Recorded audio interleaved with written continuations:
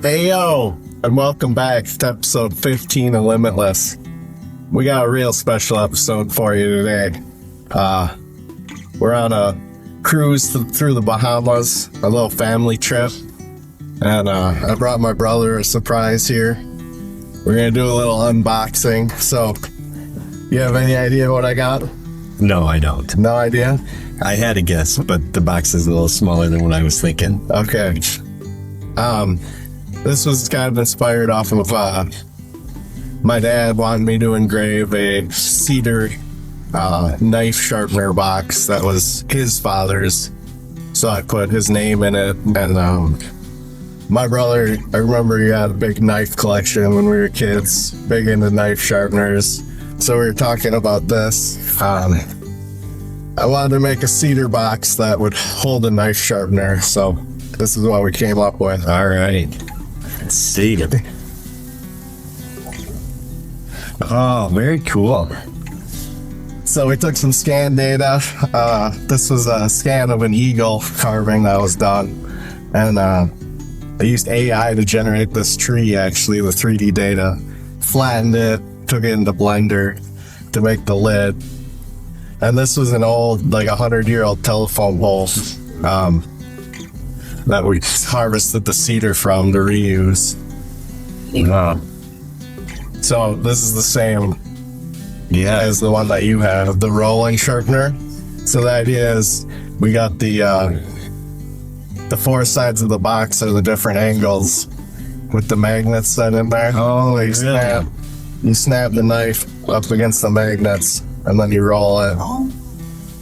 And then also the sharpener, for when it's really bad, the carbide to scrape it clean.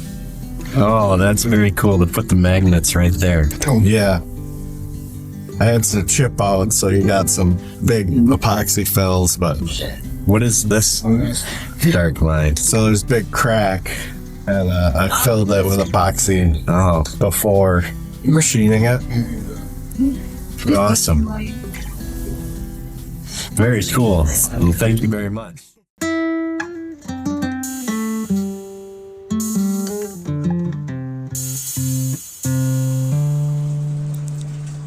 Listen, I've been just chilling. Spent years spinning my wheels and searching for a villain. For real, all I needed was a rhythm, a beat, a cell phone, a notebook, a feeling.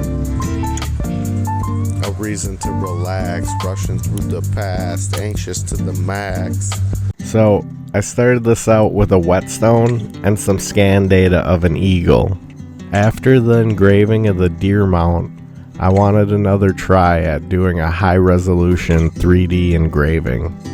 I was trying to think of something that I own that would be worthy of having a nice wooden box, and figured my sharpening stone could use an upgrade. I was given this cedar from old industrial telephone poles, and I had to do a fair bit of experimentation with it, along with the setups and tooling and fixtures. And the finishes. I put a layer of clear epoxy on this prototype, and all the detail just disappeared. But, jumping into the design, I started designing this around my whetstone, before realizing I should do a little research into finding a good sharpener first. The box I engraved for my dad was a buck set, back from a time when quality meant something. Now I'm really just wondering if I'll be able to find a similar product a year from now. Anyway, I was talking to my brother and he said he's been using a rolling stone.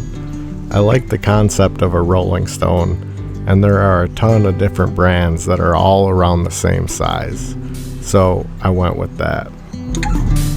This is the same basic process I've been working on lately: CAD to mesh, Boolean combine, freehand smoothing, and into the CAM software. I'm starting to get pretty good at making these flip fixtures. The first time I used this one, it was a press fit and I didn't need to use any glue. But then the MDF starts crumbling and tolerances go out the window. Here I'm just finishing up roughing the top of the top before switching to a ball mill. I ran a 1/2-inch ball mill and then went back in with an engraving bit that tapered down to a 1/16 inch to capture the detail. After adding the magnets by hand and some light sanding, I finished the box with cutting board oil. Here I am testing the whole system for the first time. It works really well and is very easy to use. And here are the glamour shots of my 4th attempt at this box. I think it came out great. And as always, stay tuned for the next episode.